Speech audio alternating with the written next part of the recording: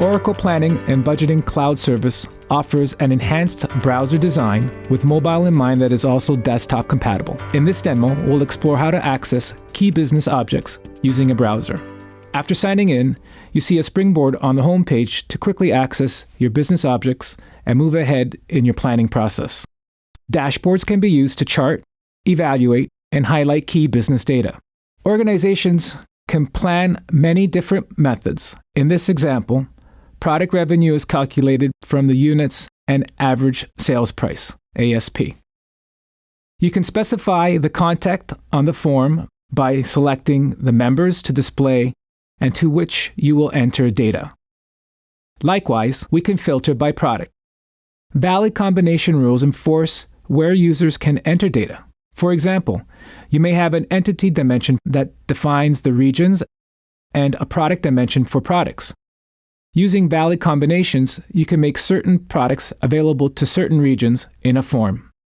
The restriction speeds the planning process and optimizes the information rendered to users.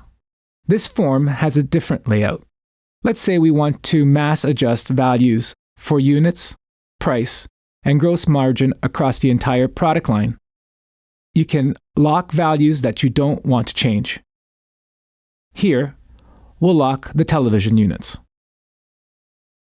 and apply an increase to all products based on current sales trends. We can apply a percentage increase or decrease, or apply a top-level value.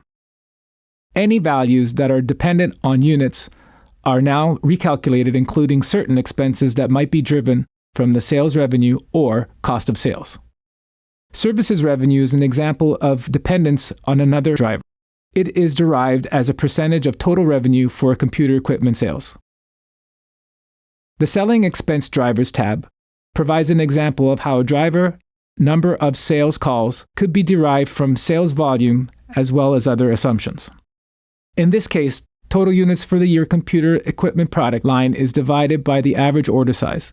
The number of orders is then divided by the close percentage to determine the number of leads that must be generated. This number then is multiplied by percentage of leads that require an in-person visit. Finally, the driver is used to derive certain travel and entertainment expenses. If revenue changes, those expenses will automatically be calculated. This dashboard displays an overview of several revenue KPIs and charts of revenue mix to give a quick glance at the status of the plan. For every account, you can define the planning methodology used. Here, we can set it for a global perspective to streamline the process, but allow individual users to update their assumptions if they so choose to.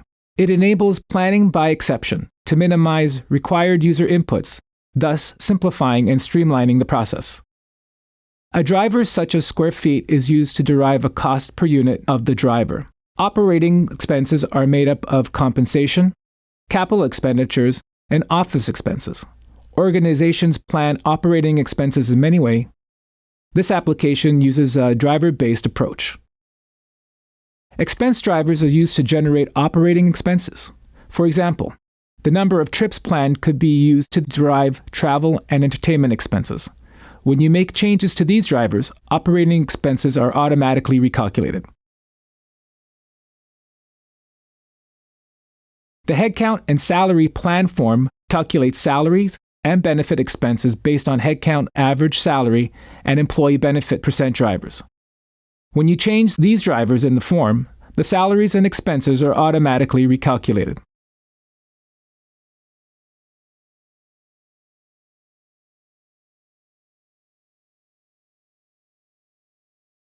The capital expenditure plan form calculates depreciation for new capital assets by asset class and useful life.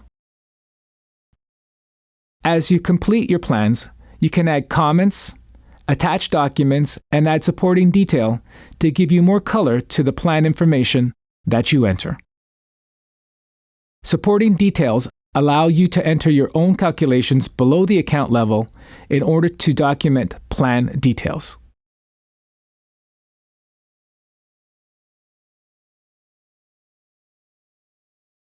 Once your capital assumptions have been entered, depreciation for the new asset is automatically calculated. The cell turns green to denote that it is a supporting detail behind it. The operating expense plan form shows the calculation of expenses based on the drivers and rates for that account. That method used to calculate the plan values examples last year's actuals, current year plan, or current year forecast, and the rates such as percentage of revenue or an inflation factor were set globally. The driver can be changed by the user. To override and adjust these derived amounts, you can enter a new value for the driver rates, or you can simply change the values in the total column for the adjusted plan. The revised plan column is a sum of original plan and adjusted plan. The plan adjustment percent column shows the percentage and difference of the adjusted plan from the original plan, and the difference is significant. A data validation message will ask you to add a comment to justify your change. Let's recap. The ability to store all of the information in a single location, providing visibility and enhance process efficiency. Out-of-the-box data entry methods for spreading and adjusting detail, adding supporting detail, and cell comments and attaching documents. An overview dashboard displays the key metrics and trends for expenses. Now we're going to look at some other elements of the FP&A function where our planning solution can add value. Allocations are typically source, cost, pool, driver, destination. Source of the cost on the left, we're allocating our facilities department. To the right, we can see the drivers we're using to allocate is square footage, as well as the destination for the charge. And at the bottom, we can see the allocation in and out. From the simple click of a button, a power user or administrator can quickly and easily run allocations to instantaneously share revised assumptions with the process participants, thus driving efficiency and transparency in the planning process. Create a sandbox and give it a name. You can make modifications to your expenses. You can compare your sandbox to your original plan. As you build a plan or create an analysis, you may want to keep your work private. You want to experiment with various outcomes, but don't want others to see your numbers until you're ready to make them public. For example, you want to see how changing the volume sold for a particular product in January can affect the product revenue for the year and the total revenue for the company. Working in a sandbox, you can immediately see the effect of your private analysis. You can experiment with numbers, and then when you're ready, you can publish the data in the sandbox. Publishing the data to the sandbox saves the numbers to the application, and then others can see the data.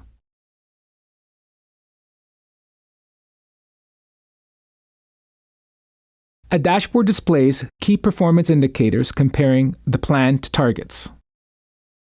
Attributes allow you to group and analyze members with similar characteristics. In this example, sales regions are grouped depending upon whether or not they serve large or medium-small markets. Other attributes can be customer size, industry, or color, shape, or size of product. For more meaningful and complete reportings, planners can push comments, attachments, and other supporting detail to multiple report applications so that the data can be transformed to different reporting cubes. Users can then do more analysis on the reporting and relational data coming from the different cubes. You can push data, cell-level relational data, and supporting details to other imports and reporting cubes. In this scenario, we want to be able to assign a channel to each product in our current revenue forecast, and as a result, report on products by channel. We don't want to add another dimension to our application, but with the Smart Push functionality, we can leverage a channel smart list and map that smart list to a channel dimension in the reporting plan type. The Smart Push functionality will allow us to push the data to associated relational data, comments supporting detail when we save the section. Now let's view reports, which consist of a variety of boardroom quality reports in HTML or PDF format. HTML format allows you to interact with the report to display the other items, drill to lower levels, and link to other reports. So far, we've been working extensively in the web interface, but we have the ability to use Excel in an ad hoc mode or in structured data forms. Our report launches a query that we can use to focus on the data we want. Example, create a new data form. We can keep only the data we want to view, and we'll be able to zoom in and out.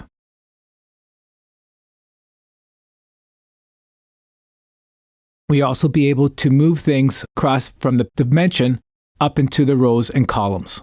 You can remove the rows that you don't need.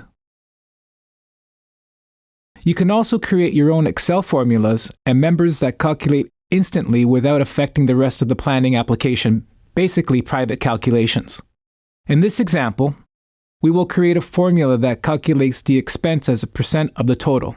You can also take advantage of Excel's function in your formulas.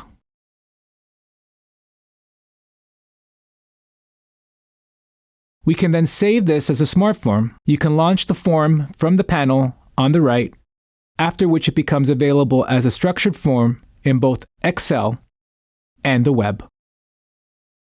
You can dress it up also with using Excel's formatting features. The same form is available to the web users immediately. Users can then use either the Excel spreadsheet to update data and push to PBCS, or utilize the newly created form in PBCS to update the data. A two-way pipeline is created between the two forms. And the final step would be to go ahead and approve the plan.